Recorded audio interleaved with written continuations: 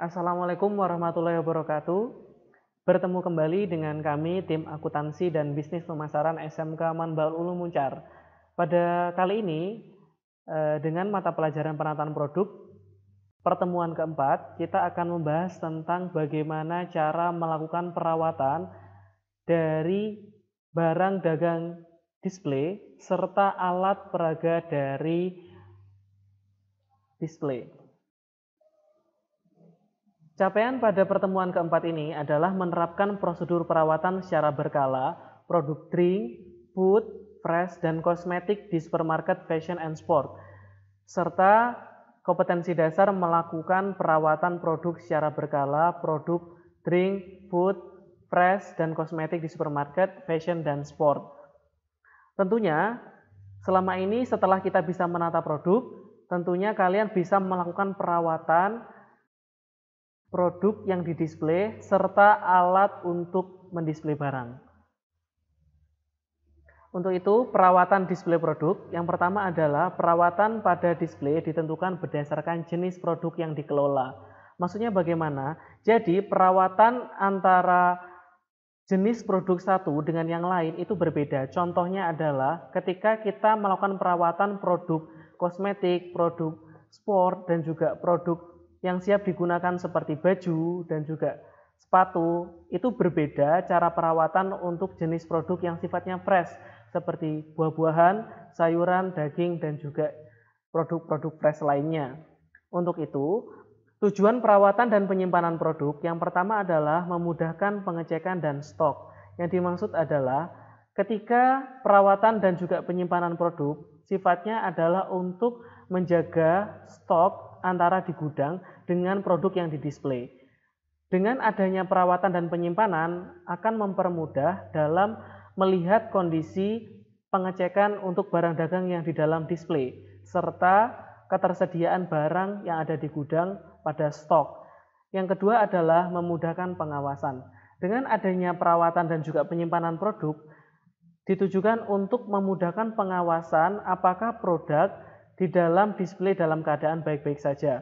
Maksudnya adalah karena produk yang sifatnya fresh itu harus dilakukan pengecekan serta perawatan untuk menjaga ketersediaan serta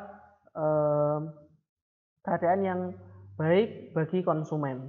Yang terakhir adalah mengurangi resiko kehilangan produk. Di sini lebih kepada penyimpanannya ya. Jadi dalam tujuan perawatan dan penyimpanan produk ditujukan untuk melakukan pengecekan serta mengurangi resiko kehilangan produk karena dengan pengecekan secara periodik akan menunjukkan kepada kita jumlah stok dan juga hasil penjualan dari produk tersebut sehingga resiko kehilangan produk akan sangat kecil sekali.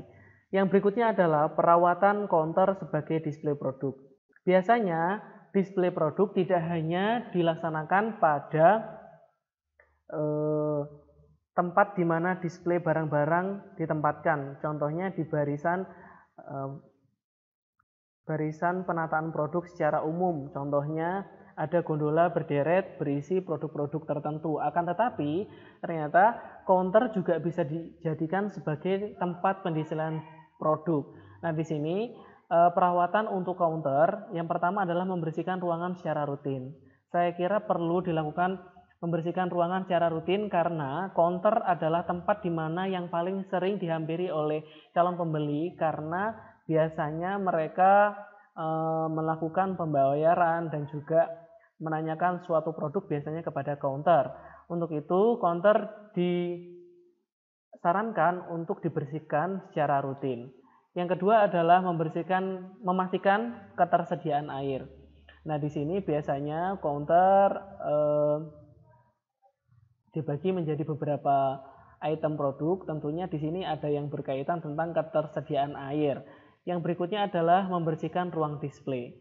Jadi ruang display akan sangat memberikan kesan baik ketika dalam keadaan sangat bersih karena barang-barang yang bersih dan juga tempat pendisplean barang yang bersih akan memberikan dampak untuk para calon pembeli memilih dan juga menentukan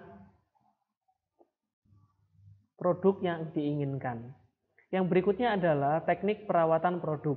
Untuk produk biasa, yang penting adalah aman, sehat, dan terhindar dari hewan-hewan seperti tikus, laba-laba, dan juga sejenisnya. Karena perawatan pada produk-produk biasa, contohnya yang tidak memerlukan penanganan khusus seperti minuman dan juga makanan-makanan yang sudah terbungkus rapi, saya kira yang penting penempatannya yang penting aman, sehat, dan terhindar dari hama.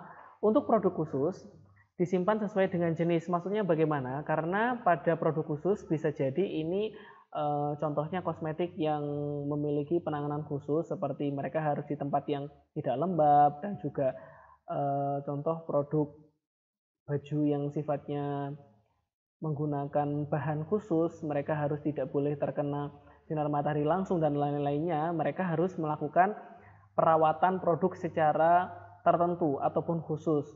Yang berikutnya adalah memberikan penerangan ruang yang cukup. Nah, ini yang saya contohkan tadi. Bagi beberapa produk yang sifatnya mereka memiliki bahan khusus, mereka tidak disarankan untuk ditempatkan pada ruang yang lembab dan juga pencahayaan yang berlebihan ataupun kurang.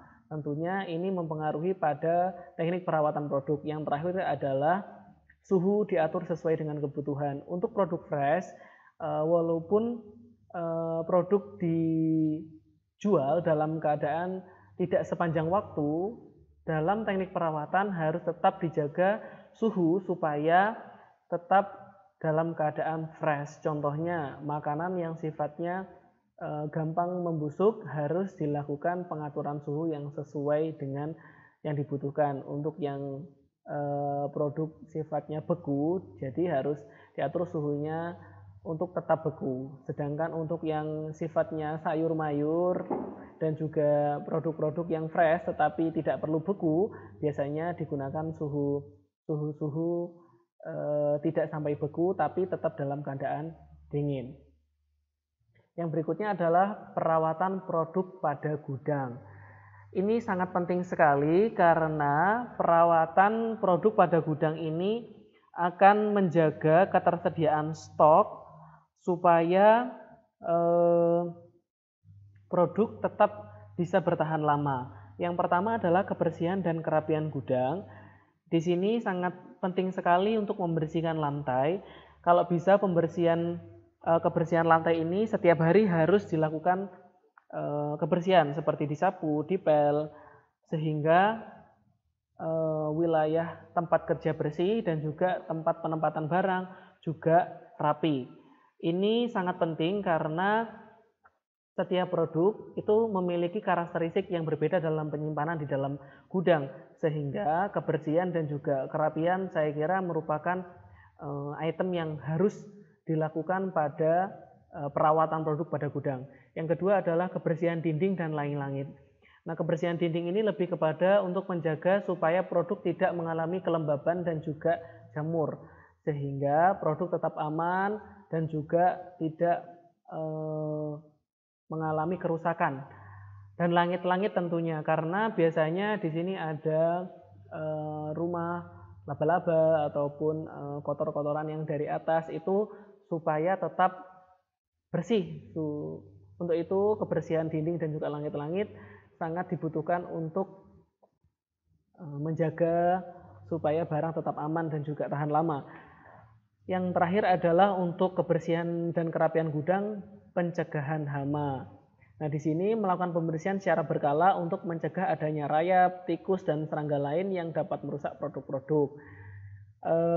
Adapun alat dan bahan yang diperlukan untuk menjaga kebersihan gudang adalah yang pertama adalah pembersih lantai, alat seperti pel, ember, dan lain-lain.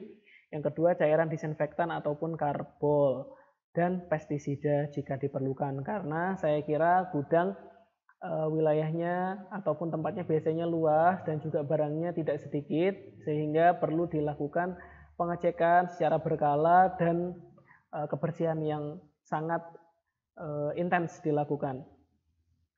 Yang berikutnya adalah perawatan gudang persediaan.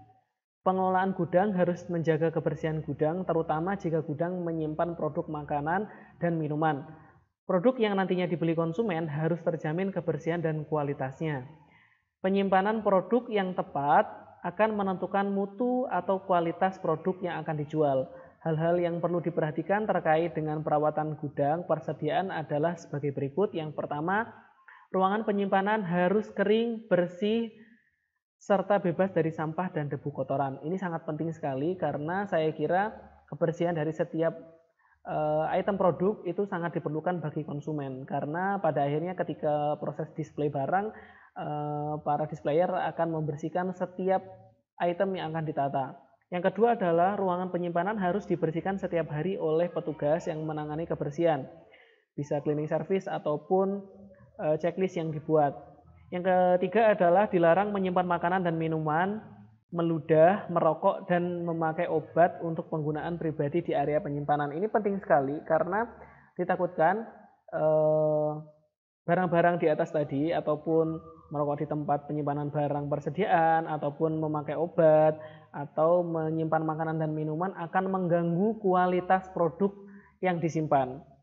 Yang keempat adalah toilet dan wastafel harus terpisah dari ruang penyimpanan dan harus terjaga kebersihannya. Ini saya kira sudah jelas. Yang kelima adalah rekaman kegiatan pembersihan harus tersedia dan dapat diakses jika suatu saat diperlukan karena tempat perawatan gudang kebersihan persediaan ini sangat vital pada toko karena produk semuanya disimpan di situ. Yang ketiga, keamanan produk gudang. Nah, di sini keamanan produk gudang juga penting sekali untuk mengurangi kerugian sehingga perusahaan dapat bertahan karena saya kira semua produk yang dilakukan mulai dari kebersihan, kerapian, perawatan gudang tapi dengan tanpa keamanan produk gudang saya kira sangat berbahaya. Jadi perlu hal-hal diperhatikan dalam keamanan gudang. Yang pertama adalah hanya petugas dan orang yang berkepentingan yang dapat masuk ke gudang. Ini adalah salah satu peraturan yang bisa digunakan untuk keamanan produk gudang. Yang kedua adalah pintu gudang harus selalu terkunci jika tidak ada aktivitas penerimaan dan pengeluaran produk. Jadi hanya ada petugas dan serta dibuka ketika dibutuhkan saja, tidak dibiarkan terbuka setiap waktu. Kunci gudang disimpan oleh kepala gudang dan orang yang berwenang saja. Saya kira sudah jelas di situ untuk melakukan perawatan produk pada gudang. Yang berikutnya adalah perawatan display produk di supermarket. Di sini dipecah menjadi dua. Yang pertama adalah cara merawat produk display. Yang kedua adalah cara merawat alat display. Yang pertama adalah cara merawat produk display adalah merapikan serta membersihkan tiap item dari produk yang didisplay. Saya kira sudah jelas bahwasanya displayer harus setiap hari melakukan proses merapikan dan juga membersihkan setiap item dari produk display. Yang kedua adalah mengisi kembali stok produk yang kosong karena ketersediaan produk pada display itu sangat mempengaruhi keputusan untuk membeli karena ketika produk kosong banyak yang tidak tersedia para pembeli akan merasa kecewa dan juga mengambil kesimpulan. Jadi supaya tidak terjadi sejenis seperti itu kita harus mengisi kembali stok produk yang kosong. Yang ketiga, memastikan produk memiliki kemasan yang baik dan terbebas dari noda lem. Nah, biasanya ada produk-produk yang diikat dengan plester dan juga ada noda-noda lem serta plester itu perlu dibersihkan karena saya kira pembeli harus betul-betul menerima produk yang bersih dan juga baik. Berikutnya, cara merawat alat display. Kalau kita tadi sudah tahu cara merawat produk yang didisplay, peralatan display juga perlu diperhatikan. Yang pertama adalah membersihkan noda dan debu pada permukaan alat display.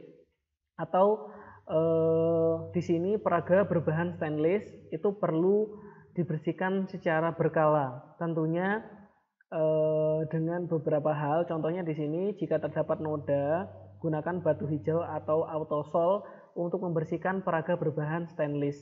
Ini batu hijau atau autosol ini sifatnya untuk mengkilapkan alat peraga yang biasanya berbahan stainless. Untuk yang berikutnya adalah jika terdapat noda, gunakan silikon cair untuk membersihkan peraga berbahan plastik dan juga atom. Nah, ini digunakan untuk menjaga supaya alat peraga serta barang yang didisplay itu tetap dalam kondisi baik dan juga siap untuk dibeli oleh para konsumen. Perawatan display produk fresh. Nah, di sini adalah materi terakhir, perawatan display produk fresh itu di sini saya contohkan dua, yaitu cara merawat produk sayuran dan juga buah-buahan. Sebenarnya hampir sama antara cara merawat produk sayuran, buah-buahan, juga ikan, daging. Di situ sifatnya sama karena kaitannya ini adalah produk yang cepat melakukan proses pembusukan. Jadi kita harus menjaga produk tetap fresh. Contohnya di sini adalah yang pertama memastikan showcase tidak bocor. Yang kedua adalah memastikan mesin prep, nampan dan pisau selalu bersih. Memastikan general cleaning secara berkala. Dalam artian general cleaning di sini adalah pembersihan secara berkala diperlukan supaya kondisi pada bagian produk sayuran ini tetap bersih. Nah, biasanya di sini showcase ini adalah tempat untuk menata sayuran yang sifatnya agak luas, tapi biasanya terbuka dengan suhu yang sudah diatur. Untuk cara merawat buah-buahan di sini dipastikan showcase, bin, cooling room dalam kondisi bersih dan bebas bau. Karena produk-produk ini kan sifatnya gampang rusak, jadi harus dipilih dan dipilah dan juga dipastikan di dalam showcase itu barang-barangnya tetap fresh. Ketika ada yang sudah mulai berubah warna dan lain-lain harus segera disingkirkan. Menggunakan metode FIFO atau first in first out, ataupun yang pertama kali masuk itu adalah yang pertama kali dikeluarkan. Jadi produk fresh itu sangat disarankan untuk produk yang pertama kali datang itu adalah yang produk yang pertama kali di display, karena untuk menjaga supaya sirkulasi produk yang keluar itu adalah produk yang pertama kali datang. Yang ketiga adalah pengaturan suhu pada setiap macam produk yang disesuaikan. Seperti yang saya jelaskan tadi, pengaturan suhu untuk yang barang-barang sifatnya beku dengan sifat barang-barang yang tetap harus fresh tapi tidak harus beku, itu harus disesuaikan suhunya. Dan yang terakhir adalah pensortiran produk dalam sehari. Untuk cara merawat buah itu saya kira hampir mirip untuk yang produk sayuran, karena saya kira dalam waktu 1 hari dengan pengunjung yang ramai, dengan disentuh orang banyak, saya kira produk-produk fresh itu akan cepat sekali mengalami perubahan. Untuk itu perawatan harus betul-betul dilakukan setiap hari. Untuk buah dan sayur itu kalau bisa dicek setiap hari untuk melakukan pensortiran produk ketika sudah sore hari ataupun malam hari ketika sudah mulai penutupan. Jadi sehingga produk untuk yang digunakan besok pagi sudah dalam kondisi fresh kembali. Saya kira cukup sekian untuk perawatan dan juga cara mengatasi produk-produk fresh maupun alat peraga display. Saya kira cukup sekian untuk pertemuan keempat ini. Kita bertemu kembali pada pertemuan kelima minggu depan. Terima kasih. Assalamualaikum warahmatullahi wabarakatuh.